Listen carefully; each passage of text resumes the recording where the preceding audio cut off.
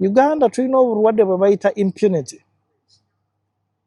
Impunity in a sense that buli agenda n'afuna ku ssente n'agula emmotoka kidduka oba piki mpya oba ekidduka kipya ojja kumulaba either ataddemu obugombe sirens piki bw'eba mpya bodaboda agenda kuyita kalinye ku stade wali agambe afande ondabye waliwo yampitako ku northern bypass agamba afande ondabye 50 meters away omwana n'amukuba eggaali yafa ng'amulaba. The excitement of those young people ebeera waggulu gye nkolera ababeera mukimanyi abataxi mukimanyi abautof mukimanyi nze kasita nkulaba ng'otaddeko abantu and then I might not kwenganga because most of the time unfortunately the youth of today ebiragaragara bingi nnyo at that time bw'ogenda kumustoppinga they have already charged. But for me, I am using the camera. We have prosecuted some people, and that is a fact. What we do, zino cameras zemuraba mu ggwanga lyonna abalowooza nti tezikola tezikola mulimba gwegezaako okola omusango ogenda kutegeera omanya bagamba poliisi tekola gwekola omusango olabe ka Uganda ntuno katono nnyo ka Uganda kafunda ne kabeera ng'eddiiro lyo ng'okoze omusango poliisi ng'ekufata. So ng'omunauganda bw'oba osuubira gavumenti egenda kukwata emikono egifolding ng'ekulaba oyagala kufa kufiiriza omusolo nedda ssebo togenda kufa ajja kukutaasa okufa nja kutaasa nsooke nkugalirewo accepting to be carried in a dangerous manner. Akaseera ka kyani kasooke kayiteko akajanja ako kasooke kakugwemu bw'ofuluma nkusigaze nga ndi mulamu eggwanga olikole ki olitwale maaso osasule omusolo bangulire ka uniform akalungi bwe kati kanyuma bangulire ka crop stick bulungi bakata batya bagiyita authority stick. Okay.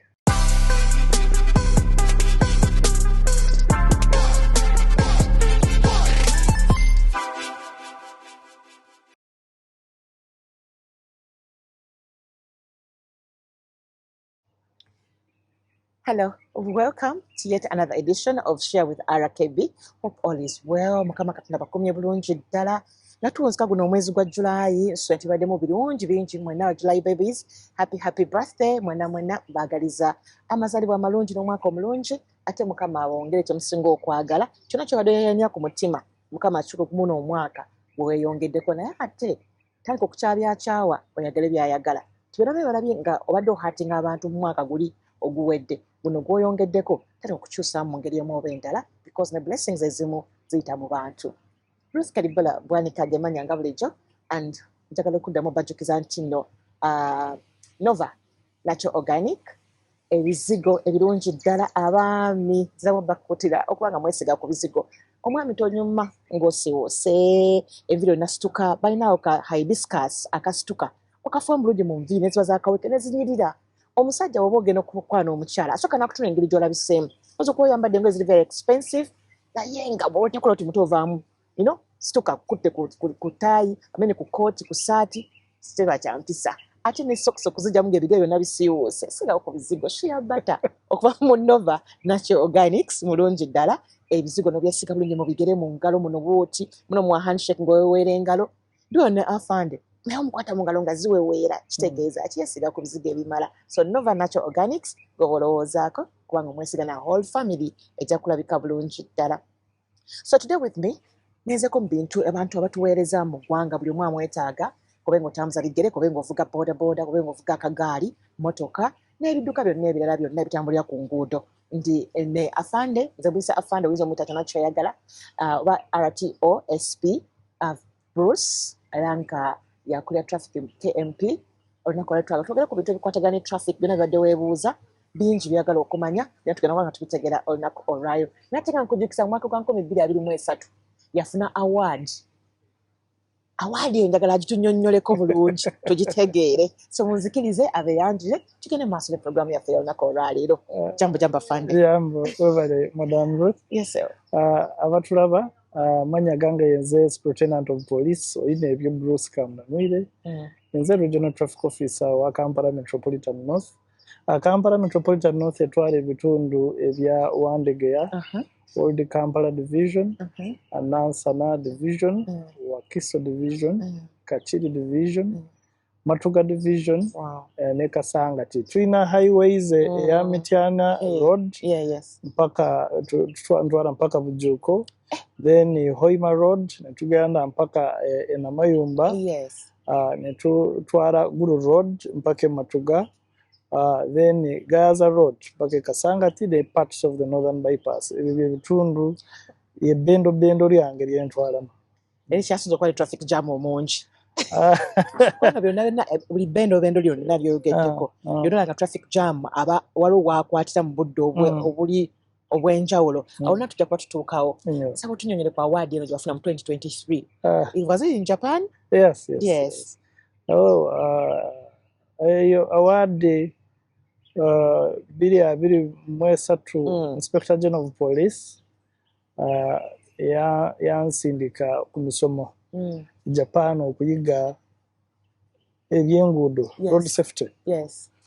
Twali amawanga 14 mu Africa abaliyo amawanga ago musomo ogwo I imagined the best. Era nga batusomesa engeri gye tusobola okukendeezaamu obubenje mu Africa, mu Uganda specifically. Era ebimu nja kubibagambako because Japan mu 1970 Japan yali eyina obubenje nga bw'olaba wano. Yes, in 1970 it lost mu mwaka gumu yaluzinga abantu abasukka 3,500 mu mwaka gumu.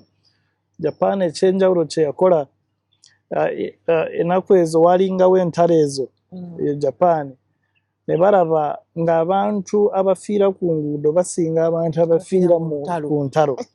So the Prime Minister abeeranga President owa wano n'akibala n'agamba no, olutalo leka tulusooke tulugye ku mmundu tusooke tugende ku lutalo lwa road safety. Ne badeclaringa the first Japanese traffic war. Essaawa zino, and in that time Japan where technology yali y'amaanyi, pikipiki nga baakatandika okuzikola, emmotoka tukimanyi n'essaawa zino bwe bakyasinza okukola amamotoka. Nafuna omukisa oguvisitinga zi Toyota, Honda factories, naye ndaba engeri gye bakolamu ebintu byabwe eyo. So baali mu kintu kye bayita rapid motorization. Rapid motorization yajja because technology bwe bagidiscoveringa ne batandika okukola ebidduka, market nejja nga nyingi, Japan nefuna sente nyingi, abantu ne bagaggawala, buli omu n'atandika n'ekidduka, abavubuka okusinga ne bavuga zino zidigiizi nepiki. It is exactly ekyatuuka mu Japan kye kirimu kutuukako essaawa zino. Because wano Uganda ndowooza buli lunaku bw'olaba piki ezitambula ezigulwa empya zisukka mu piki 600 on a daily basis. Yes. Bw'olaba emmotoka bw'osooka olaba digital number plates ezirimu kufuluma, oyinza okugamba kati ze zisinga, ogamba ze zisinga, naye ng'abantu bali mu kugula ebidduka everyday. Unfortunately, yes, enguudo government tulimu kukola, government eteekako enguudo empya, but enguudo zisigadde ziri ntono nnyo. Bw'oba ogenza okulaba for example nga Hoima Road, olunaku nkiriyalinga emmotoka ezisukka mu 4,500. Okkiriyanga ku ki? Emmotoka eziyingira mu kibuga everyday. Naye ogenda kulaba ng'oluguudo nga Jinja Road. Jinja Road buli lunaku eyingiza emmotoka ezisukka mu 5,000. naye nga original plan oyinza osanga yali ku mitwalo ng'ebiri ebiri kyokka naye kati tulina emmotoka emitwalo emeka 5 egiyingirawo egiyingira ku luguudo olwo so kyova olaba traffic jam gyoyogeddeko erina okubeerawo so rapid motorization bwe yatuuka ewaabwe yatuuka in a time nga tebali ready sente zizze buli muvubuka alina ssente ng'engeri gyolaba wano Uganda emwanyi abantu batunda omwanyi sente n'azifuna ekintu kyayagala kukola number 1 ayagala kugula kidduka tayagala kutambuza bigere omuntu bw'atunda ebikaado omuntu bw'atunda amataago oba ente ze essente azifuna ayagala kuva mu kutambuza bigere now tulina ng'eggwanga tulimu eyo bw'olaba Ministry of Finance nga tugamba kino economy is growing eyambuka bwambusi talimba economy eri mu kukula ddala nze ndi mu kugirabira ku nguudo w'entwala ndaba each and every day emmotoka zeeyongera bungi naye are we ready ebidduka bino tuli mu kubigula naye tuli ready nga Uganda okureceivinga bino ebidduka kyova olaba mwaka ku mwaka 2023 nzukira twafiirwa abantu 3,000 ku nguudo 2024 ne tugenda mu 4,000 2023 zaali 3,000 2024 ne tugenda mu 15,000 144 5,144 people accidents ate abo be bafiirawo kagwirawo ono mupoliisi waliwo bafiira ku ddwaliro kati bw'oba ogenza kulaba statistics za Ministry of Health ne World Health Organization ojja kusanga nga tezitaalinga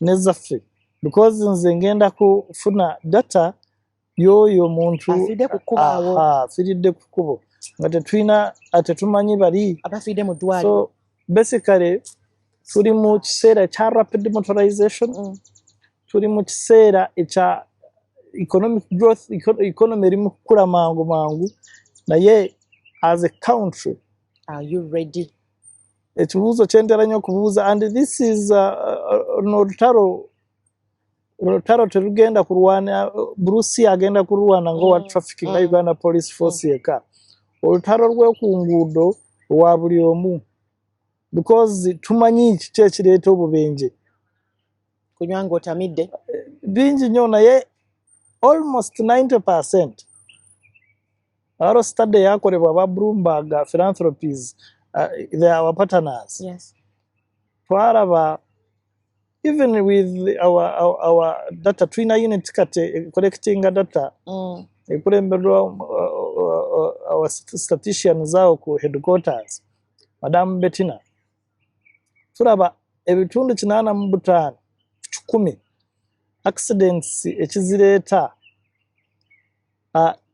human error mu Luganda kiti ensobi z'abantu kwegamba yegwage omuntu yasalawo n'agamba ngenda kuyingira ekidduka olw'obulajjagavu number 1 emmotoka yange sigenda kugikebera amazzi mwegali wali oba nyinza okuvugamu kilomita 20 radiator n'ehitinga oiro mwali nakoze service ddi brakes kweziri yegwa asalawo okuvuga ekidduka ng'omusipito gusibye yegwa atuuka ku luguudo n'ogamba akankalinya nkebere ki ku mutima gwaki gwa motoka yange no overspeeding so basically 85% noyingira motoka ng'ogamba gwatamidde tolaba bulungi so it is your decision and that's why we no longer call them accidents we call them crashes because they can be prevented sobola kuzeewala era as a country time etuuse ntera nnyo okukomparinga statistics eza ojjukira mu 2019 covid bwe yajja bw'okebera ku website ya Ministry of Health n'olaba from 2019 up to today because COVID is still there how many yes COVID akyaliyo n'olaba abantu bameka abaafa abaakafa from 2019 up to today ndowooza tuli mu 3000 aye naabo bagenzeko mu ddwaliro bafiiranga awaka yes abantu 3,000 yes kuva 2019 yes kutuuka 2025 naye nva kugamba that mu mwaka oguwedde road accidents mu myezi 12 twafiirwa abantu 5,144 5,144 people. Meaning nti COVID talina kyakoze ku nguudo Damruth bw'oba ogenda kujjukira bw'ojjukira bulungi COVID bwe yajja olutalo lwa COVID engeri gye twarulwanamu nga pulezidenti w'eggwanga ye ali ku forefront yerwanyisa COVID-19 buli omu yenna yatya netugamba katunaabe engalo katwambale masiki social distancing ebintu bye twakola mu bimanyi so that tusigala nga tuli balamu naye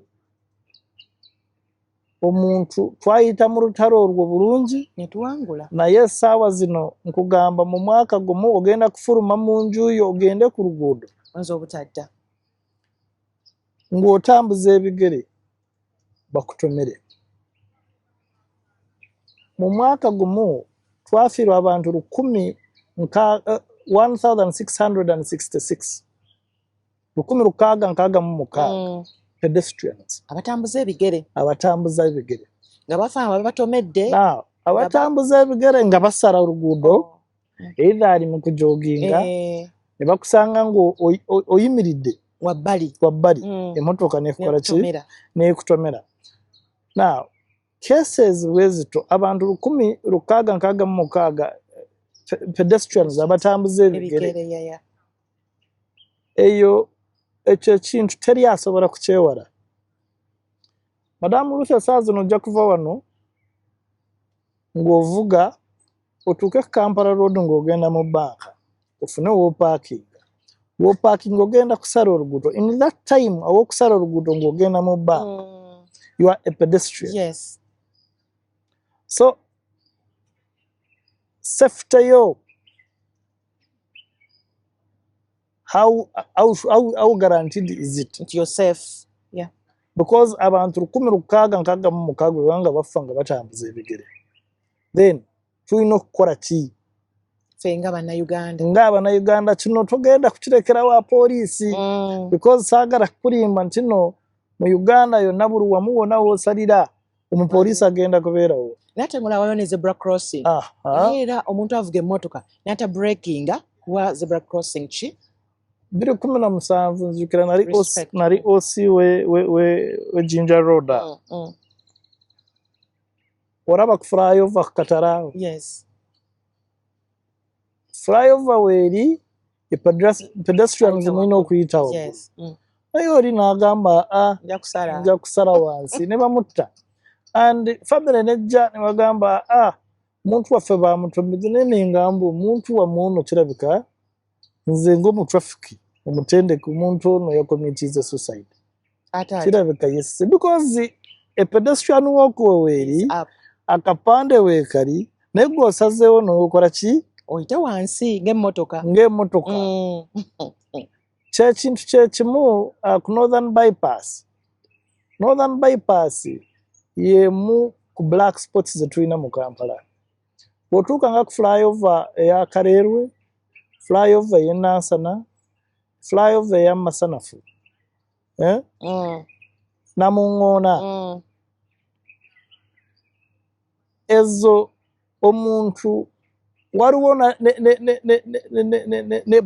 guardrails ezikugamba nti no tosala ku bypass n'agibuuka obupande we buli ku bypass bakugamba waliwo obupande obugamba nti no ku bypass tuvugira ku 70 km/h. Indeed, the new law, I think it permits you to drive at 90 km/h.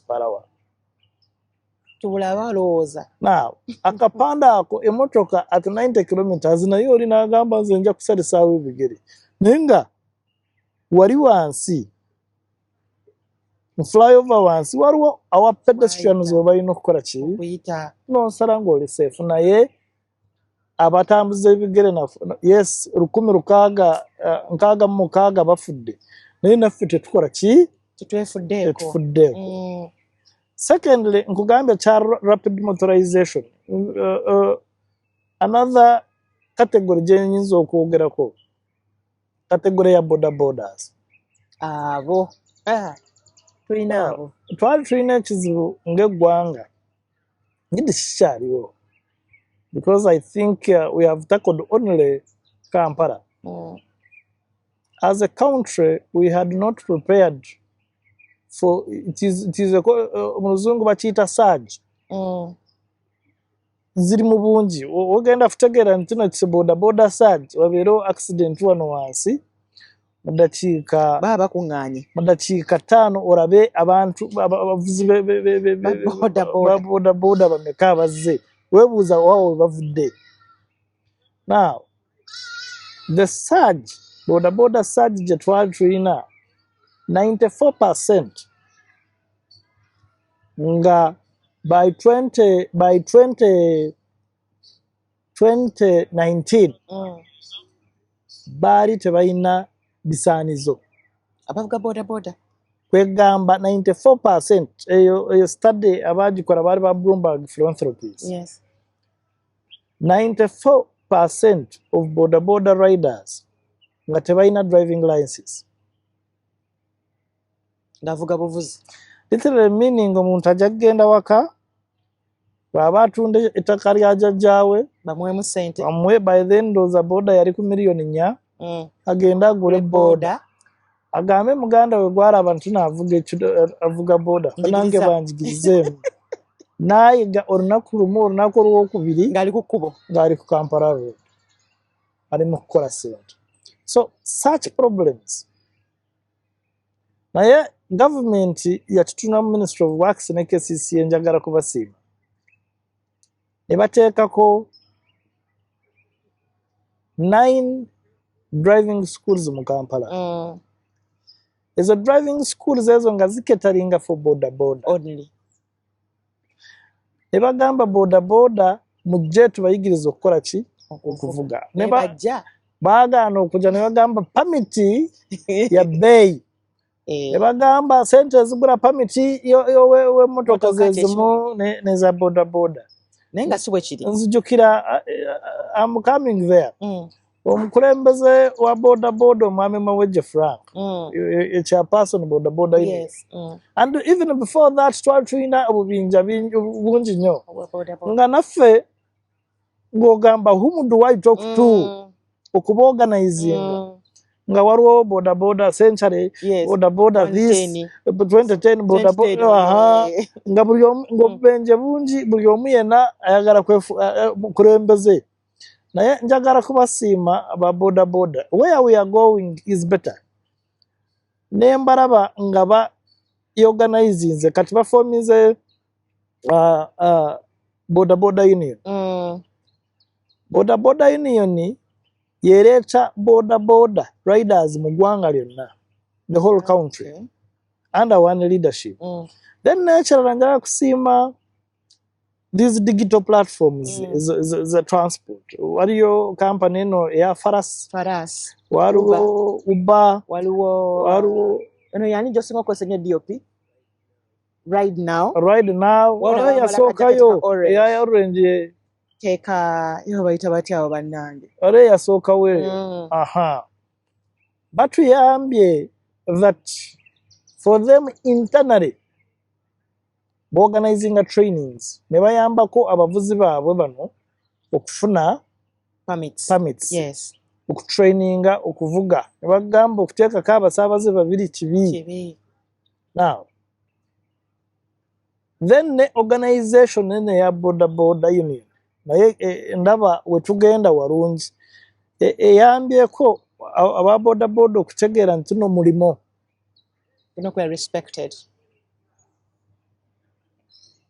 Omwaka oguwedde gwokka twafiirwa riders motorcycle riders 1720 1720 In a year. in 1 year. And abantu abasinga okufa nga bava ku myaka 18 tuka ku myaka 35. Myaka giri productive. And that's productive. And the Yes. worst thing that is the majority is the male child. You know? Omuvubuka. Kati eggwanga bw'oba ng'ofiirwa abantu 1,700 because boda rider bwe picha eyo ogiraba wano Madamu Ruth naye picha eyo abantu nga 5 bayinza okuba ng'oggyako family ya rider oba n'omugagga. Omugagga agiryako, rider agiryako, family ye eyino abaana balina okugenda ku ssomero n'ogenda okulaba waliwo n'abalala because kati Relatives. kyentegedde bodaboda omuntu omu tagivuga yekka. Eh. Bw'akoowamu waliwo n'omulala n'awaako omulala. Ate ye business. Wow. Ffe nga security gye tuli very interested in. Why? Reason is one. Boda ekola 24/7. Yes. Teri ndowooza 90% oba ogenze kulaba research and investigation za Directorate of CID. Dr. Tom Magambo, AIGP, ajja kugamba almost 80% of all cases. Ojja kusanga oli yagenze n'amenya nabba N'abuukira boda. bwe yabbye n'abuukira boda n'emutwala. Yes. Oli yagenze ennaku zino mu Kampala, I think even yesterday twafunyeyo case wange eyo Nansana nga bano robberies aba mobile money. Yes. Ajja ne babba mobile money, the immediate thing that they are going to do bajja kubuukira ki boda. Yes. Basically we cannot negate it. Going forward, tusaba since we have a clear leadership, now the organization, stage eno, and that one cannot be done only by boda. Yes, what are these PPP, public-private partnership. Yes. Bw'oba ogenda kusolving a problem, you need to involve the owners of the business. Okay. Ojjukira entalo ze twali tulina mu taxi industry mu Kampala between Utodans. Then walingawo ekitundu kya Mayambala, walingawo ekya Haji Katongole, Kiyingi naye najja. When you hear their story nga tebasobola kutuula wansi ne balya ne banywa n'ekyayi wamu, they would not. Naye they came together. Essaawa zino it is easy okumanaginga the taxi industry through UTROF because of the leadership. UTROF bamanyi taxi makers ziri ku stage baani abagivuga. Kati ndabye ne gavumenti saako zaabwe batandise okukola saako, ndabye batandise okubateekamu akasente. And even boda, I think that's, I saw the other time, I think the president promised, he has already done it. Once we organize ourselves, netugamba ntuno ono ari ku stage bwati, yes, it will be easy for us to fight Lubyanza. Balubyanza tusaba malamu. Yes, no, it is possible. Omanyi lwaki nzo kubanze Ruth ninayo batabani bange bona bagulide boda tubalina stage. Kati abo bagenda kubeera obugenda bamanaging otya. Anti kati kyovola ba PPP ejo njogeddeko. The boda industry itself, through the organization of the boda union, should be able to see, either we can decide and we say, weba ovugira Makindye division, yambala red joe yambadde. Okay. Kati gwe bw'oba nga toli member waabwe, red ogenda kugijjawa. Tosobola gifuna. Oba beere neka identity. Yeah. Naye okutuuka awo nga union, through coordination with the Ministry of Works, with the Uganda Police Traffic Department, even with the operations with KCCA Because operations. turabe engeri gye tuyamba the riders nga balina ebisaanizo oyogedde ku prices za permit. Yes.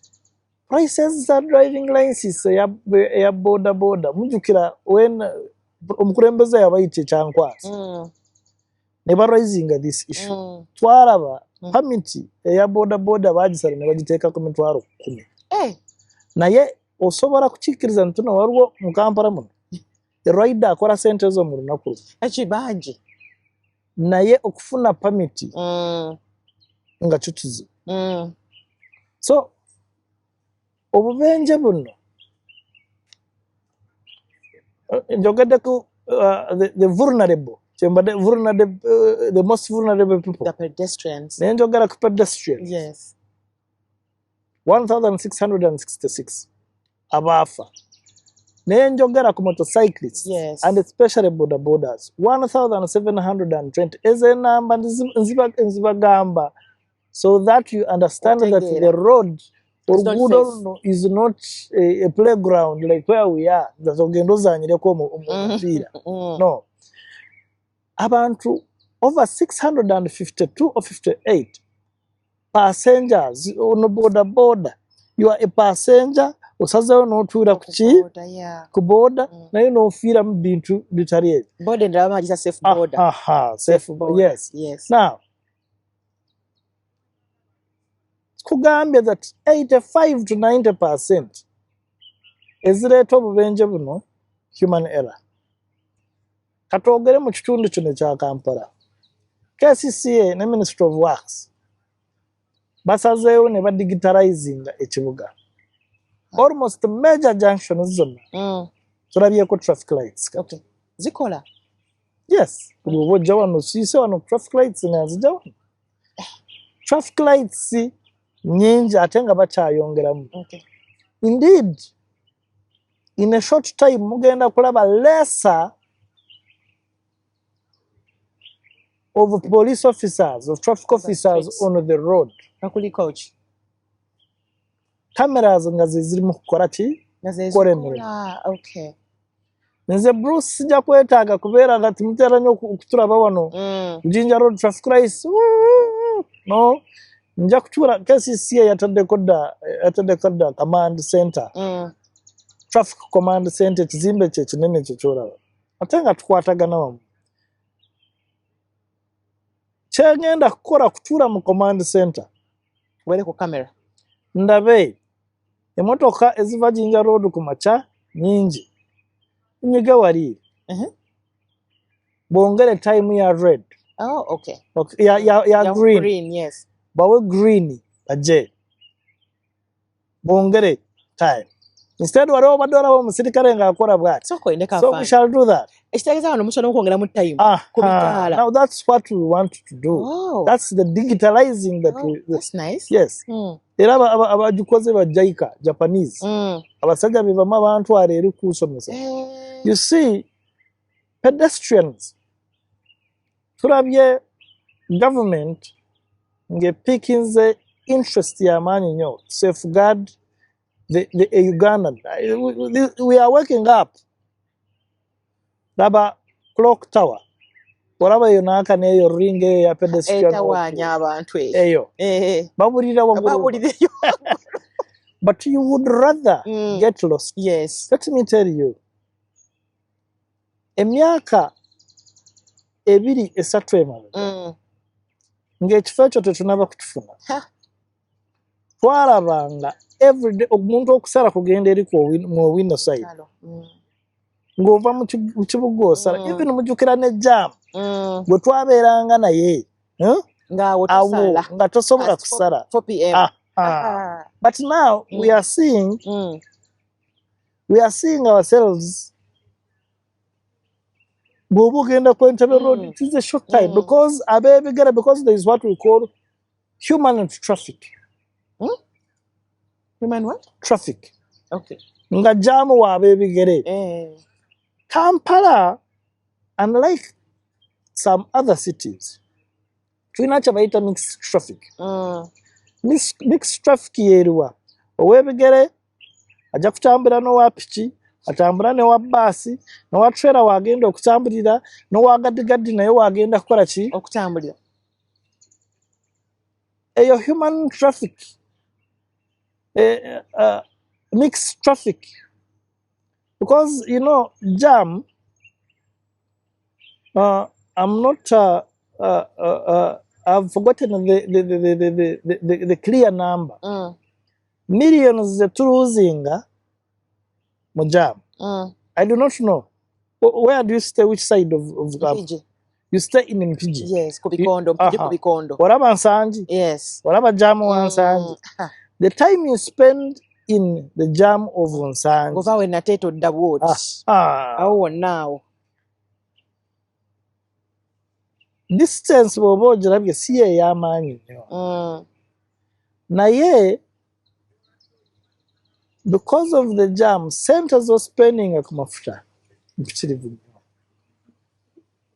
kyolaba gavumenti etaddewo n'egamba katuteekeko eri express ejja kusevinga nnyo Oba eggwa ddi.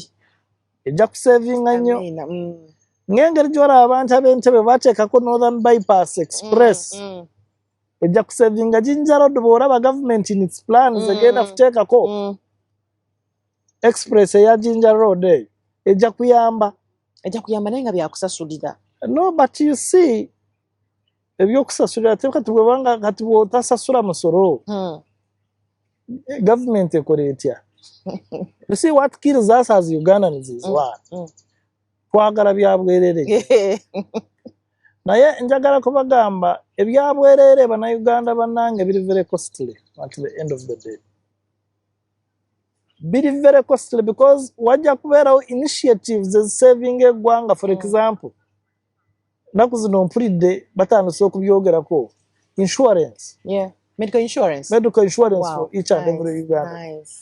naye omunnayuganda jagamba ekyo tetugenda kukola ki Kukyagala. it should come It should. It's nice, I think. recently numbers nzikuwadde mujjukira yes there was some inconsistency mu the prices of the EPS auto Ha. Otyo. okay but EPS auto ebadde ekola ki oba egenda kukola ki because it's coming It's coming back. back. Yeah, it's coming back I believe so But recent better. but better Okay. especially on the prices Okay. the new regulation 2024 yatakolinga bino ebintu byenjogeddeko one neeyogera ku issue eya zone 30 Zone 30 eriwe. neintroducinga ebifo ebyolina okuvugirako at 30 kilometers byebinomanga ne bagamba bw'oba ng'oli mu built up area no a town Yes. w'osanga nga waliwo children crossing a church a mosque market vugira 30 kilometers per hour ne bongera ne bakugamba community roads olaawo oviira Mpigi n'ogenda ewammwe akakakuba akakutwala ewammwe Ku bikondo. ne tugamba ku kakubo ako vugirako 30 kilometers per hour. Do you need to drive at 80 kilometers? No. The reason why we tell you to drive at 30 kilometers there is to safeguard one, Pedestrians. where you, because you might get an accident, you the one who is The driving or riding. Number two, waliwo kye tuyita reaction distance. Bw'oba weekanze omuntu oba weekanze ente ng'ovugira ku sipiidi ya 30 osobola kwanguwa kukola ki kuyimirira compared to kwoyo alimu kuvuga ku sipiidi 80. Yes. Number two, katugambe accident ezze ngiise accident sigiise crash this time ezze the effect omuntu gwe batomeredde ku 30 kilometers n'oli gwe batomeredde ku 100 kilometers is different. 30 kilometers, there is a possibility that that person is going to be Okay. okay. Number 3, visibility. Bw'ovugira ku 30 kilometers, you are able to be careful. Yeah. N'oli bw'aba atambuza ebigere bavuga piki oba avuga akagaali naye agenda kukola ki? Kureactinga. We are looking at the regulation, the goodness of the regulation. However, people focused on the bad side. Number 2, the goodness of the regulation. Kwagamba traffic lightism. Omuntu bw'abanga aganye okuyimirira ku red light. Because Uganda tulina obulwadde bwe bayita impunity. Impunity in a sense that buli agenda n'afuna ku ssente n'agula emmotoka Kidduka. oba piki mpya oba ekidduka kipya ojja kumulaba either ataddemu obugombe sirens piki bw'eba mpya bodaboda agenda kuyita kalinye ku stade wali agambe afande ondabye waliwo yampitako ku northern bypass agamba afande ondabye 50 meters away. Omwana n'amukuba eggaali yafa ng'amulaba neemutuukako bwenti okumusitula kumutwala n'agamba afande abaana bange nemugamba lwaki obadde ovuga buti agamba kale sirika. Unfortunately by the time we namutuusa ng'afudde. Ekyo nakyo nja kukyogerako later.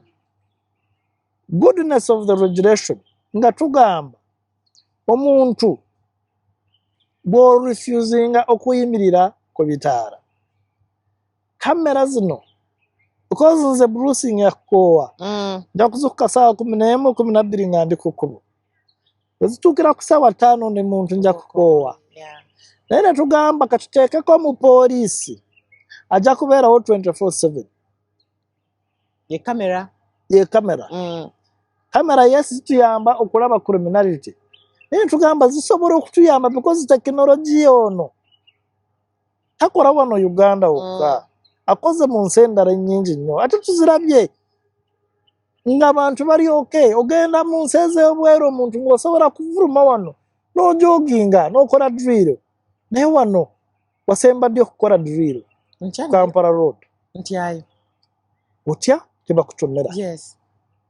But if we me and you n'oyo atulaba bwe tubanga tetusazeewo okutereeza embeera eno gye tulimu so that either ffe nga tukyaliwo tusobole okutambulira ku kkubo eryo nga tweyagala bwe kiba kiganye baana baffe beeyagale yeeyo sacrifice gye nkugambye.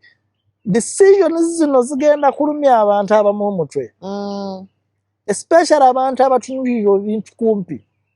My friend, kino ekintu ky'ebipapula omuntu asobola kukyavoidinga 100%. How? By doing the right thing. Bwe baba bakugambye vuga at 50 kilometers per hour, vuga ku 50. Bwe baba bakugambye vuga ku 100, not exceeding 90 kilometers per hour. So exceeding 90 kilometers ogende ku 100 kilometers. Kati gwaganya okuwulira lwaki buli omu yenna ali mu kulumirirwa oli aganya okuwuliriza etteeka kye limu lugamba. And that is what as a country the majority of the people have done. Tuvumiridde ekintu kisobola kukola ki okututaasa either ffe oba abaana baffe oba abazzukulu baffe benjoyinga eggwanga lino Uganda. Kati mwaga amateeka ago gagendamu n'abaana the VIPs. Yes. Abalina right of way. Right of way etteeka lya traffic and road safety liri very clear. Waliwo abantu bano wammanga abalina right of way. Number one, of course, the priority. An ambulance bwebanga egenda etwala ki omulwadde. Yes. Omukulembeze w'eggwanga tayogerwa nako. Omukulembeze ntegeeza ne deputy we Oh, okay. Vice President, Okay. Speaker of Parliament, ne deputy we, Prime Minister of this country. Emergency vehicles. Number one, a fire attender. Ogenze bagita mu Luganda fire attender bagita batya? Zubiza muriro or something like that. Muzinya moto. Muzinya moto. A police motor vehicle on duty. Nakagombe waggulu. On duty. Si kino nkirabye ku basirikale bannange mbadde nzija na ate forces zonna from Wildlife Authority, Uganda Police Force, UPDF, Uganda Prison Service, fenna oli omupoliisi ndidi njagala kusiima military police juzi yatuyambyeko era nsaba mujje tukwatagane omupoliisi owa prison ow'amagye bagula ka premium ke kozi bwe mmotoka bwe tuvuga sente ntono ayagala kuteekako ejaketi wano ku ntebe asareko bw'aba koporo efulume wabweru mugirabe wabweru yes bw'aba alina amayinja kendezeko mu ndabe amayinja nvuge omulabe ng'ali ku wano we jamu ayitawo buyisi omusanga ne ka premium ko yakataddemu sirens. Yes. That is irregular. Especially bw'oba ng'oli mukozi wa gavumenti nga yegwe alina okutereeza eggwanga lyo. Twakolako operation mujijukira. Ndowooza twakwata mu Kampala twakwata ab'obugombe baali basuka mu 800. Officers. Not officers. Abantu abatalina right of ojja kusanga member of parliament naye emotoka yagala giteekamu akagombe. Really? Tulina bitaano meka? 500 and what? Yes. And never pastors nabo same thing. Kati ne pastors nabo yateekamu akagombe. Kati pastor really. Ye gwe muntu wa Katonda. Gwe akagombe kaki? What are you fearing for? Because really, indeed for me, whenever I see a pastor on the road, if I flag a reverend father or a bishop, I use that chance to pray.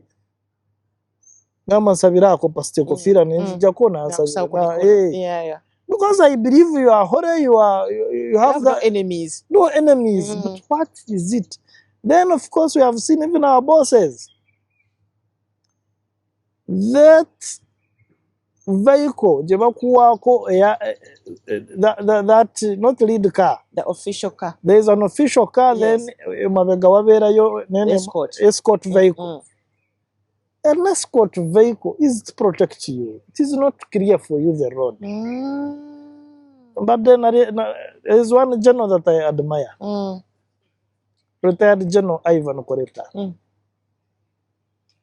General Ivan Koreta, that humility. May God bless. Traffic jam. You'll never hear a siren. You'll never see him on one way. You'll never hear anything. The man is a 4-star general. You know? 4-star general. Aba yarwana okuleta emirembe mu Uganda. Aba yeetaaga kyonna kyayagala akikole. But he is calm. Humility.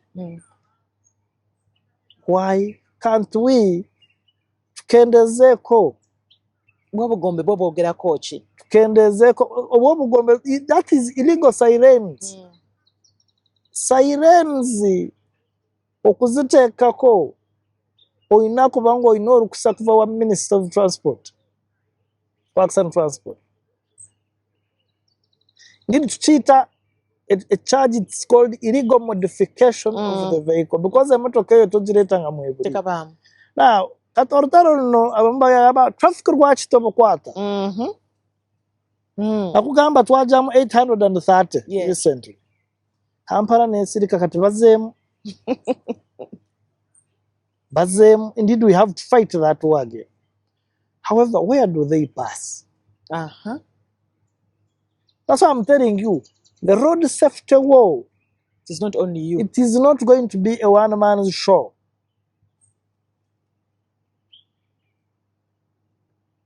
Uganda Revenue Authority,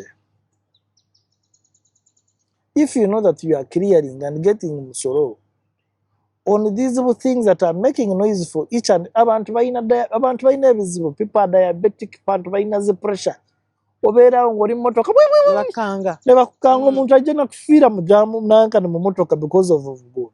Where do they pass? You have a responsibility as a Ugandan. Oyagala bakole ki? Why do you allow them to come? Lwaki obuleeta? Obuleeta obukiliyaringa. Kubukiliyaringa, no, let's ban this. Whatever ebintu by'olaba nti no, nti for example counterfeits. Ndi naffe tuziina mu road safety. From the crash helmet. N'osanga helmet gye tuwa abavuzi bwe wogikwata ne mu ngalo n'ogikuba wansi eyatika. Emipiira egy'emmotoka mazima ogula omupiira ne gutamala myezi emeka? 2. Nefuuse mumbwa. Downtown awo the oil zetuteekamu lubricants zetuteeka mu motoka zaffe. Yes. Abantu bazifumbira downtown. Wansawo. Kiri wansawo. Now, owa traffic n'agendayo. Nene motoka gira nga ekuba ekikka. Kyoyagala kuŋŋamba tetulina ebitongole ebiri in charge of that. Webiri. What is? Ate obutuuka oyo osanga nga bari registered balina company name. What? What is UNBS doing? Enakebera mutindo. Uganda Registration Service Bureau. What are you doing? Registering companies. Registering companies. Naye ng'olabye abantu bali mu kucupula ebintu n'obikkiriza ne bigenda ku ki? Market. Ku market. Why don't you remove them? Road safety. I don't know how many minutes I have. DOP. Okay. We still have time. Twogedde ku bintu bingi naye omuntu ampuliriza ayinza okugamba why are you blaming? What solutions? Why you going to another solutions? Solutions, what do we have to do as a country? What do we have to do to make Uganda great? Like us, fe abatali mu forces, abatali mu offices eziwulirwa. Like nga Ruth, kikyensaanidde okukola. Ruth, responsibility yo on road safety number 1 gitandikire waka. There are 4 things, and these are scientifically proven that other countries have done. Look at a country like Sweden. Umwaka mramba, I remember in 2003, bar registering only 100 fatalities. 100. 100. But that is the number that this country will register it in 1 week. Sometimes. Now, what? And what disturbs my mind is that emotoka ze balina singa zaffe obungi.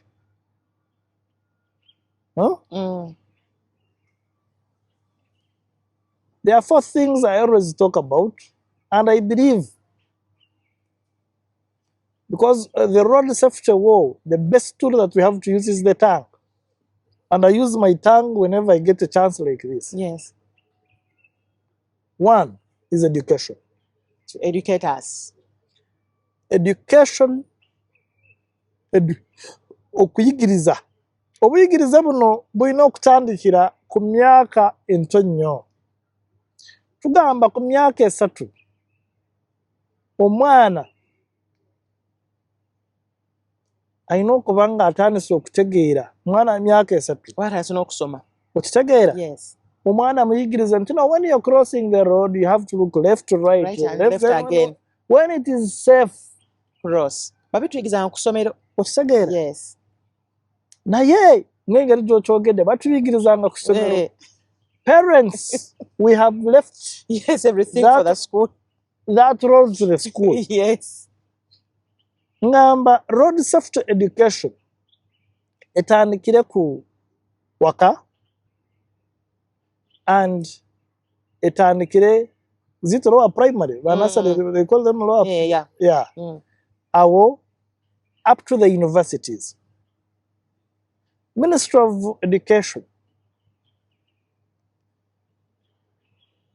like I said, we are losing 5,000 people. Can we start by incorporating the road safety element in our curriculum? Otyo? How? Mu bintu byatuyigiriza from lower primary up to the university. Yes. Let road safety be compulsory. Nina weziri, I think. Let it be compulsory. Okay. Ng'abantu tuyiga enguudo. Secondly, ekintu kino tetulina kirekera Ministry of Education mu masomero gokka. Ng'engeri gye njogedde ewaka abazadde tuli mu kukola ki? Tubirekedde essomero. Let's pick interest mu kino ekintu. The churches. The other day nali ku Top TV. Olaba weeri behind waliwo Northern Bypass. Yes. Naye nga bwe ndaba DTO Kawempe, Post Traffic we Kawempe nga statistics zandeetera angamba ow'amabega wa church abantu basinga okufiira pedestrians. Abakrosi bagenda ku church. Naye ngamba now, let me go and talk to them. Imbogamba barokore banange. Wano mabega wa church yammwe temukola ki? Temusalira. Temudda mukusalirawo because mufa. Ne njogera ne ba pastors. Bawo ne bagamba abantu, let's avoid it. Emotoka ziba zidduka nnyo. Naye tebawulira. Uganda tawulira omugamba na tebabiwulira. N'ategera nti n'endiga efiiriddewo n'ekyomulala n'addamu n'akomawo. Anti ndiga zazikotesa omutwe. Now, education must be done by churches, home, and schools. LCs. LC chairman bw'oba ogenze mu lukiiko lwo oli mu kwogera n'abatuuze bo sooka obuuze ana ya muteringi bameka ewaka wammwe abalinamu omuntu yali afunyemu kabiri. I am telling you right now, ojjukira HIV. Yes. HIV kuva lwe yajja. Almost each and every family. Mubamu. Sirima alumye buli omu yenna in each and every family. There is somebody who has died of HIV. Yeah, true. You remember the war that we have as a country, as Ministry of Health, as each and everybody. Anagamba, use a condom, abstain. Do what? Yes. Mukenenya nekendera. However, nowadays abantu bewaffe ate Mukenenya in terms of anti babaga nti eddagala baalifunye waliwo ababadde babagamba ebyo. So, like the way we fought Mukenenya, the way we fought COVID-19, the way we fought polio, polio out of Uganda. Yes. Malaria netulaba obutimba buli omu n'abantu ne bafuna obutimba naye abamu ne batandika obukozesa obulundiramu enkoko. Naye at least each and every Ugandan yawuliriza ki? Yes. Olutalo rw'oku nguudo, empisa z'oku nguudo, leka tutandika okuzoogerako ng'engeri gye twarwana interest. Waliwo basiketers afandi. Tugenda bakola tutya abo oba oli awo n'abuukira emmotoka yo. N'agitambulirako. Nze bannange simanyi na. N'olaba nti bago bafa abatambuza ebigere eno gy'otambulira gye watugambye. Skater n'ajja. Owa booda n'akusangayo. Owa kagaali naye n'ajja. Basically atandika okulwanira space eyo. The other day nali njogera ne mukwano gwange sijja kumwogera wa KCCA nemugamba KCCA ne Ministry of Works mwanyamba ne munterereza Karerwe ujukiraho Karerwe yali kavuyo kali kanji nnyo naye we mwanteerako abantu we balina okuyisa ebigere yes n'emmotoka zirina okupaakinga abantu we batadde ennyaanya kino ekintu nkirabye ku most of the trading center ekakiri yes naye kati we are engaging with the town council because kati eyo si yange ojja kumujjako alagamba akakonge kange nkayina abakanso n'abasasuli now you can imagine owa kanso okitegedde nti no okoze what eno pedestrian walk naawe kenyini otambuza bigere naye ojjeeko omuntu omusolo n'ateekako ennyaanya gwoya kati gw'onaayitawa n'osalawo n'oyingira otambulira mu kkubo tugambye abantu 666 baba batomedde pedestrians abamu babatomeredde mu kkubo really nga Minister of Works and Transport yabateerako pedestrian walkways naye mugitunzi mutaddeko ki abatunda ennyaanya ate nga n'atunda ennyaanya naye yasasudde ng'alina akakonge yes ate omusango guba gwani ndowooza bannayuganda bagutegedde now skating it is a sport yo yagwawa wabidduka atambula oyo aba agwawa waliwo ebintu amateeka kyovara amateeka gakyuka before the borders came etteeka eryo teryaliryo tutandika okulaba borders in 2000 tutandika okuzincorporating muteeka tubadde tuli awo tukuzayingiddewo tukutuku nazo mpya bannange etteeka lya tukutuku nalyo lyazze amiina tuba tuli awo kakati ogambye skaters nabo bazze skaters because kati tuli mu kuba referring they cannot be pedestrians because sibabigere n'ab'obugaali cyclists by the way bw'olaba statistics obalwakuba obugaali butono nange ndi cyclist nange nvuga akagaali sometimes personally okay that's nice I'm a cyclist that's an exercise yes I love it nzine ku university Makerere nga nvuga egaali naye it is risky but bw'olaba statistics I think last year we lost around 153 okay abantu ab'obugaali kitegeeza obugaali bwandiba nga buli safer naye ngokukozi ngwena ne helmet yes naye etteeka ab'obugaali ojja kusanga either ayina headset kituufu narabye kubanga ki Asia lyafulumiza etteeka ly'ab'obugaali ery'okuoverspeedinga akagaali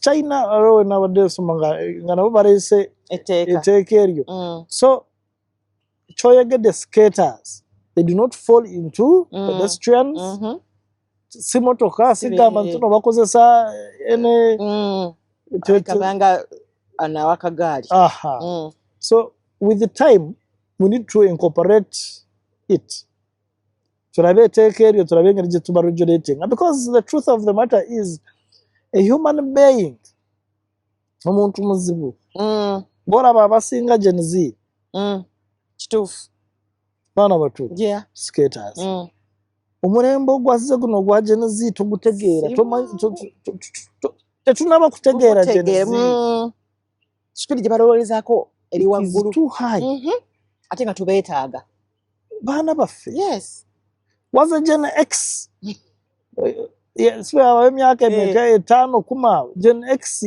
omyaka 5 omwana amanyi okuoperatinga smartphone Gen Z sibalaba woodblock ojja kugamba onaabagamba temusikeetinga. Tosobola bagaana. Bajja kubuuza nsonga ki gy'obawa. They need reasons. They need reason. You have Yes. to explain. Yes. Mwana wa Gen-Z tomukuba kibooko, mukuba otya kibooko. Kubuuza why? Ensi gye tugendamu ojja kulaba abaana nga basuubinga bamaama baabwe ne bataata baabwe olw'okubawoga. Jangu wano gwe, lwaki ompuuganira? Ffe baatukuza nga bagamba tulaba mukulu mu kamwa. Isolo y'omukulu addugala ewalaba. Onakubuuza. But also mine is black. It's dark. Yes. Nange ndaba. So, but I believe going forward we shall incorporate. Okay. Because we are revolving. The society is changing. Demand is zichuka each and every time. Yes, yeah. So afando ina wayogede n'ogamba nti no abalina right of way mwe ambulances. Nze emirundi mingi gye mbadde ku kkubo nga ndaba munnayuganda taviira ambulance. Recent ono omwana gwaladde ku TikTok bamujja mu ambulance namutuuza ku boda baba mutuusa ekiruddu n'afa eriko oxygen. Olaba tugenda kukola tutya kubanga olaba musini ezaakulakula nedda balina leni gye basawo nti ya baasi ya ambulance naye ambulance ng'ate olaba enkya ayinza okubeera omulala ate olulala n'abeera nga gwalimu naye ng'omwana aganidde mu kkubo. So what are you going to do about this? Nkugambye that 85 to 90% of crashes are caused by human error. This is the decision. Nja kukiyita indiscipline. Nakugambyeko obulwadde bwe tulina obwa impunity as a country. We cannot negate that, but it is illegal and it is bad. I know, it is so bad. Oganye okuviira ambulance. Enkya bajja kugaana kuviira ambulance erimu maama wo. You know? Naawe otegeera engeri gye kikola kiruma. So, as a country, as a people of Uganda, n'engeri gye njogere ne ngamba road safety. It's for all of us. Point number 2, what do we have to do to better ourselves? Point number 2 is enforcement. That's where I fall. Enforcement okukwatisa amateeka. Yeah. Uganda, we have one of the best traffic laws in the whole world. Okay. But the truth of the matter, the enforcement arm, I know there are reasons. You saw it recently when we decided to employ technology in enforcement. I want to tell you, in that 1 week, when the cameras were working, and this is, you can go and do your research. Yonga cameras zikola. Accidents in Uganda zakatinga by 50%. Okusoba kwali kungi. Yeah, true. By 50%. But what happened? You saw what happened? Yes. Politics. Enforcement twina ekizibu kya politics. Ebyobufuzi? Yes, politics in business, politics in everything. Okay. Aba taxi tebaagala bitaala bibakwate. Aba boda tebaagala bitaala bibakwate. Naye ate nina okuba saving. Anti era bagamba nti abakulu mmwe musinga okuba n'ebidduka ebyo boda mbu ne taxi kati omukulu agamba alo taxi zange zireke ziyite gamba n'ogo. Thank that you. Is the right thing. We had gotten a solution for gamba n'ogo. A solution for gamba n'ogo yari EPS auto.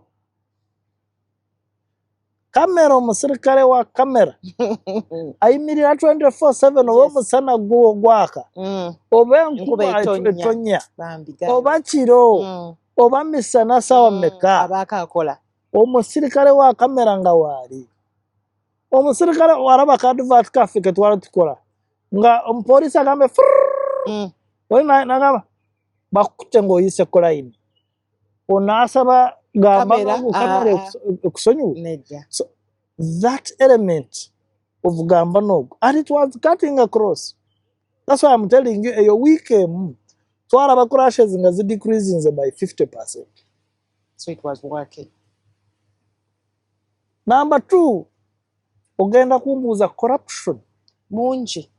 ku luguudo. Tugenda mukola tutya? EPS Auto yali eggyeeko corruption. Bw'ovuga endiima, direct contact yo n'omupoliisi ow'oku luguudo sobola kukulimba nti ze nga supervisor. Bwemba supervisinga katugamba abantu 5. N'abeera wonna we bali. Tosobola.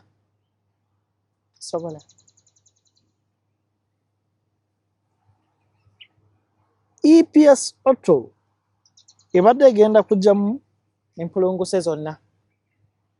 Kawukumi. tubadde tugikubye wali. So you think bagirwanyisa deliberately? I don't think so, because the people who they have reasons and they are legit. The prices were too big. Yeah. But I believe as a country, like the minister communicated, nti no tugenda kutuula tulabe engeri gye tulivisinge tuleete ekintu nga kiteredde. Abannayuganda bw'oba oyagala nsi yo, bw'oba oyagala nti no olunaku lumu ofulume enjuuyi okole drill otambule. Ojjukira mu COVID-19 nga tutambuza ebigere mu kibuga. N'obugaali.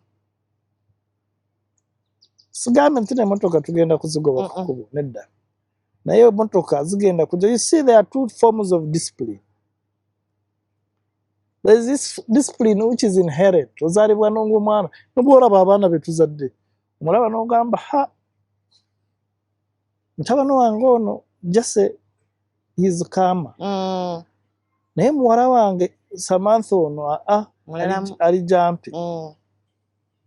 Ajja kwetaaga mu kibooko okutereera. Naye ng'oli nga omwana self driven. Tulina forced discipline. Yeah, EPS. And for us, the enforcement arm, kyekyo kye tulina okukola. Number 2, njagala kwebaza Ministry of Works. I think either this coming month, genda rolling out Ministry of Works and Transport and the Uganda Police Force, the KCCA, ekya mandatory testing of vehicles. This coming month, August. Yes. Okay. Mostly. Because I saw we are now engaging the stakeholders. We are teaching them what it will do. And the prices, bijja kutwala sente meka. And the good thing I saw, I think the highest is either 50,000, 60,000. There is something, waliwo inspection y'enkumi mu bitaano, ya boda. You get it? What does this mandatory testing of vehicles is not a new thing. It was there in the 90s. Yes. Ekola ki? Munoonya ki? Road worthiness. Tutegeere nti no, because ebiseera almost on a daily basis. Mugenda kulaba mu mawulire mugamba emotoka yalemeddwa okusiba n'egenda n'etomera ekizimbe. Eyingira mu nnyumba z'abantu. N'etomera abantu n'ebamalako. Now, the mandatory testing of vehicles egenda kutuyamba ki? Zino taxis. Because let me tell you, why aba taxi ne buses bagamba lwaki ministry ne police batulemerako nnyo? You are dealing with what we call mass transport. Indeed, me, I encourage mass transport. Okutambula kwa abangi wamu. Mass transport is solving ebintu bingi. Mass transport can be on the railway and buses. Zino emotoka ezitwala abantu abangi. Kayola. Bus. so korabe railway transport yatandika wano juzi Mukono olowooza ya savinga kyenkana ki abantu abalina amamotoka abagenda e Mukono traffic jam abantu bameka baaleka emmotoka ewaka ne bagamba katukozese ki railway Kayora buses zino buses wakula ennume ziri mu kutuyamba mu kibuga ne taxis zennyini zituyamba instead buli omu yenna okuvuga emmotoka ye ne tulaba abantu 14 nga bayingidde ki Kamunye ekitegeeza Kamunye ejja kuba ekendeezezza traffic jam omujuzo gw'okunguudo baasi ejja kuba esobola kuteekamu abantu 40 ejja kuba ekendeezezza ki omujuzo so mass transport I encourage it 100%. Now, however, for mass transport to be effective, Ruth, you must be very sure that taxi oba bus jogenda okulinnya kuva MPG ekuleta mu Kampala center nungi muki togenda kuyingira ne suuti ye nungi bwetyo taxi eyuze ki togenda kukyambula ne kuyingira ate bagambe ntino ekikondo kya battery tekikola ki tekikola now emipiira ntino gwabise mandatory testing of vehicles kyegenda kukola ki kyegenda okukolako egenda kutuyambako badde mutulabanga naye we stopped it almost mukama wange we yajja mu office AIGP Nwabini nga okutemako enamba plate emotoka bwebanga DMC we removed it reason though legally it's still there in the law naye operations ez'okuggyako number plate twaziraba nga ziri a cake ziri zanyuma nnyo ogenda kulaba nga ekibuga kyonna tekirina number plate so era mukama wange omuntu omu abamu pushing he has always talked about mandatory testing of vehicles. Mandatory testing of vehicles eno egenda kutuyamba okujja DMC ku nguudo mpozi ngera enguzi ekendedde now the beauty of mandatory testing, it will be automated. Lovely. Automated in a way that yamotoka yogenda kujiyingiza wali kulunya togenda kwogera ne IOV yenna mashini yegiriko computer tata munda eri etya okitegeera yes otuuke wali akasale kafulume sebo ogudde kukumi ofunyeko bisatu genda otereze kino genda otereze kino genda otereze kino genda otereze kino ogendo odde mu garage bagipano beating bagitereze oddemu okomewo kayitemu bwanga computer ekutikinze genda otwala abana Uganda nga tuwumbawumba officer afande Bruce kiki olowooza kati kyetutunuulidde kubanga kati bategese emipiira yes ffe nga bannayuganda bannakampala kiki kyetutunuulidde yes Chan eyingiddewo mu kiseera kya politics weziyingiddewo kiki kyetutunuulidde abakozesa naddala enguudo now in such times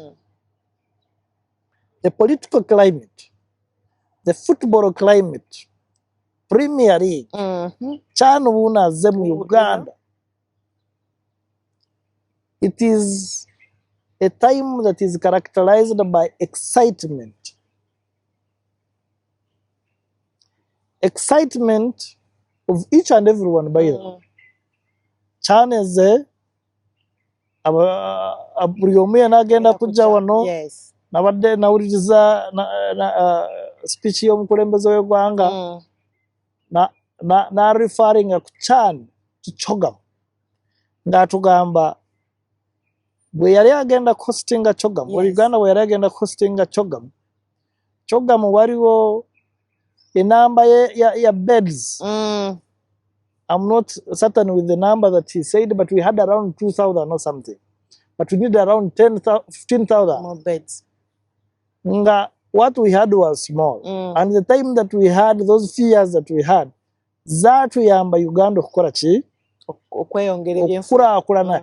Tourism, hospitality, buli kimu kyonna twaraba economy yaffe nga buli omu yena investors ne badda ne bateekako hotels ne bateekako buli kimu kyonna ne tubuildinga eggwanga lyaffe. China ezze naye eina yardsticks. And the good thing, we are among the hosts. Right? Uganda, we must appreciate that this challenge, number one, we have to accept it. It is a good thing. So challenging. It is challenging, but without challenges, we might not grow. Challenges bwe zibeerawo naffe tukola ki?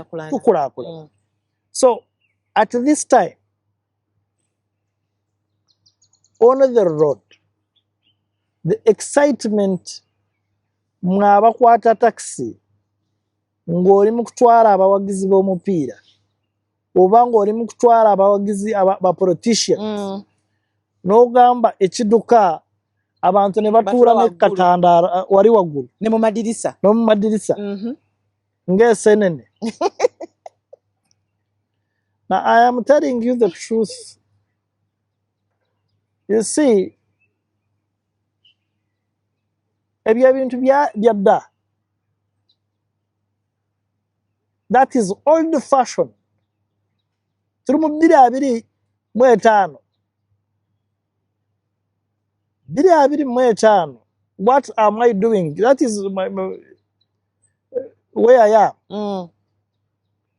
And this is what we have been doing, by the way, Yes. especially for the politicians. Yes. You know, Kampala North is Mujimanyi.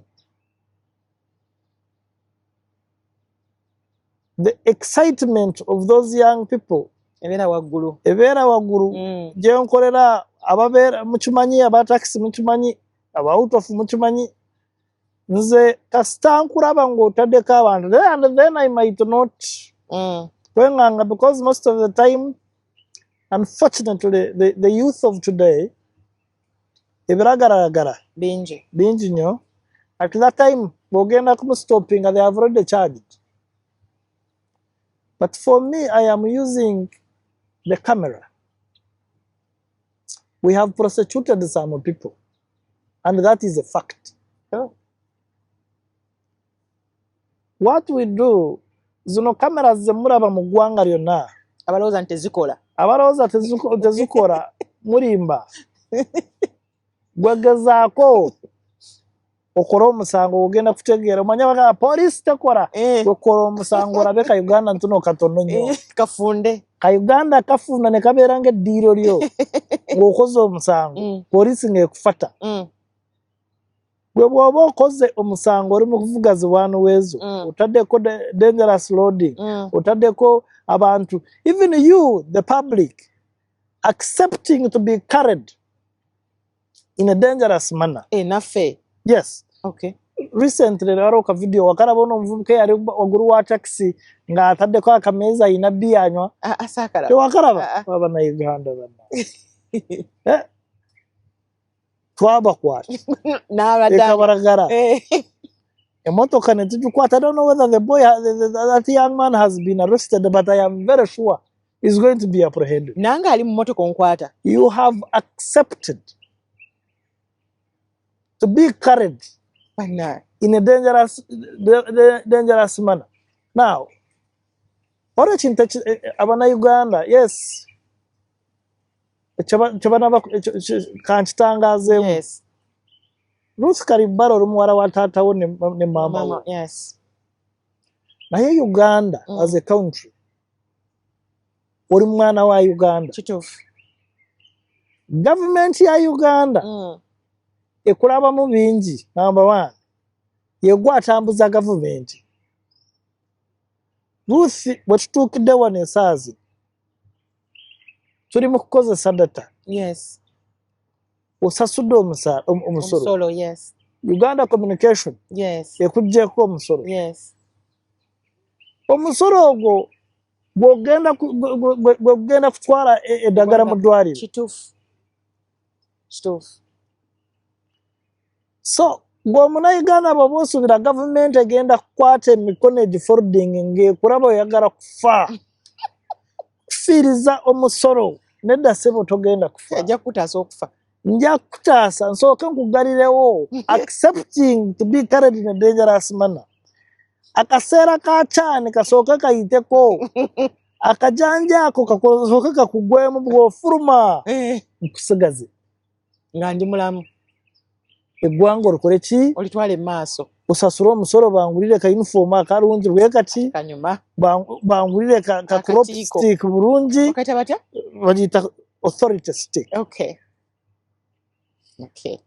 Ka government.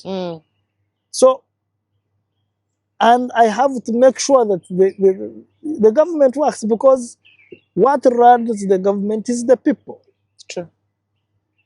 If the people are not there, then we are not, the government, Uganda is not there. So, mugenda kuziba enguudo era? The traffic plan ya China, era Kampala mukama wange, KMP traffic commander, arinitwe, ajja kujja, maaso gammwe, ajja kubawa the traffic plan, wamu ne PRO wa traffic, ne PRO wa Uganda Police. Tujja kubawa traffic plan. Okay. Yes. Bale nianza nnyo afande Bruce kulakadde kompadde amu n'okutangaaza bannayuganda oza kiki kyosa okuwumbawumba nakyo nga tuwumbawumba olunaku lwaleero. Obudde bwanguye okugwa. I know. Waliwo ebintu biri bye mbadde sinabako. Bituwe tuggalewo nabyo. Njogedde education. Yes. Nenjogera enforcement. Yes. Emergency response. Emergency response. Yeah. Emergency response that Ruth Ofunya Akabenje. We have what they call the golden hour rule. In 1 hour, somebody tutia okujja ku scene of crash n'omusawo okukwatako. We believe that you people would rather have serious accident but not death. Okugulu n'obwanga kumenyese naye nga tofudde. Kituufu kyekisinga. So as a country we need to think how we shall improve emergency response. Number 2, the last one about the education, enforcement, emergency response. Number 4, it's called engineering. Engineering, the 4 is. Era naziwandiikako mu observer. You can Google oyina ebyo Bruce in observer. There's an article. I clearly stated what we are supposed to do. Ekintu kya engineering kyogera ku nguudo. Now, the challenges that we have as Uganda, yosanga Kenya sizeina. So when we are designing our roads, what is our priority? Have we prioritized the pedestrian because he's the most vulnerable? Do we need to create border lanes? Have you ever thought about something like that? Because we are in tough times, and tough times require tough people and tough measures. Yes, we need them. Do we now, the signages on the road, where are they? We have a problem. The signs we take now, as a country, what do we do to solve that problem?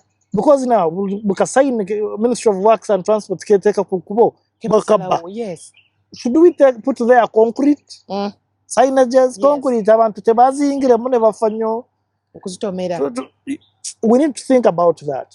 So as a country, as I finalize, the 4 things I've talked about, I believe, but kwatagenera wamu ne tu prioritizing and turwana runo rutaro rwetulimo orugudo rujja kubeera mukwano gwa buli omu yenna, and it will be a safe place for each and everyone.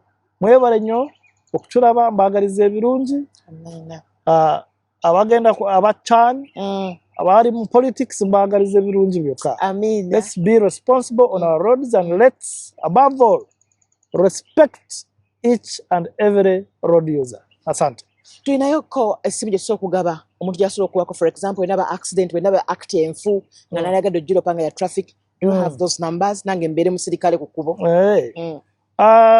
zimu sizina nti nendaba ennamba nga emmotoka eganidde mu kkubo ambulance eyitawo nenjikuba ekifaananyi nenjiweereza yes nze ndoza naye ebiyinza okuyamba in a way kubanga naffe twaka twenyigiremu okuyambako leka nsooke nga be mu traffic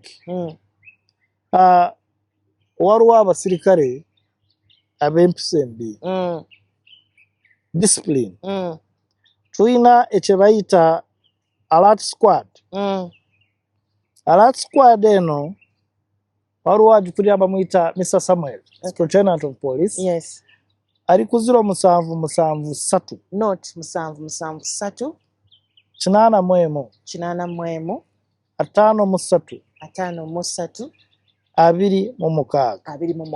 amanya yani Superintendent Samuel then njagala 99 yekola bayida afande kile 99 eyo jukube ko sobora jukube ku kati ebintu abimu bazo ko bakimenye oli wano no ebintu abimu tulowoza ntuno byadda naye naku zino byakyuka ebintu byakyukamu so 999 eyaffe eya police ekolera ddala njagala okubasiima okutulaba era nsuubiza bwona tuinviting era tugenda kujjanga tusomesa Abannayuganda. Thank you so much.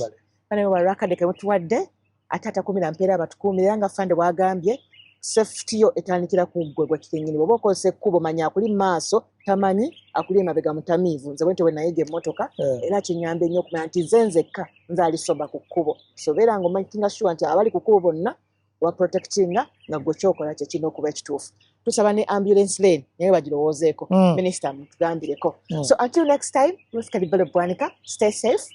Bye.